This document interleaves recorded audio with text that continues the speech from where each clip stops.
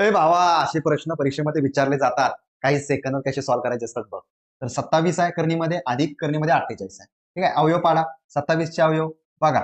27 चे अवयव कसे पाडले? 9 गुणिले 3, 9 त्रिक 27. परत 48 चे अवयव 16 त्रिक 48. म्हणजे आपल्याला 3 नच गुणायचं, लक्षात ठेवा. येते का बघायचं, चेक केलं. 3 न इथं पण गुणतोय, तर 3 न पण गुणतोय. 9 आणि 16. ठीक आहे, मग काय केलं मित्रांनो? 9चं वर्गमूळ किती आहे? 9चं वर्गमूळ आहे, डायरेक्ट बघा, 9चं वर्गमूळ आहे 3, आणि हे 3 करणीमध्ये आहे तसं राहणार आहे. अधिक 16चं वर्गमूळ 4 आहे, आणि हे करणीमध्ये 3 आहे तसं राहणार आहे. तर 3 आणि 4 झाले किती मित्रांनो? 7 झाले. इथं करणीमध्ये 3 आहे, इथं करणीमध्ये 3 आहे, सेम आहे.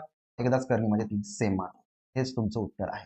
ऑप्शन बी, 7 करणीमध्ये 3 हे बरोबर असणार आहे. मित्रांनो, SJN अकॅडमीच्या ऍपवर आपण मिशन वर्दी कॉम्बो बॅच लॉन्च केलेला आहे. आणि मित्रांनो, अगदी बेसिक पासून ऍडव्हान्स पर्यंत त्या ठिकाणी गणित बुद्धिमत्ता शिकवतोय. संपूर्ण विषय कव्हर करतोय. वैयक्तिक सपोर्ट असणार आहे. गणित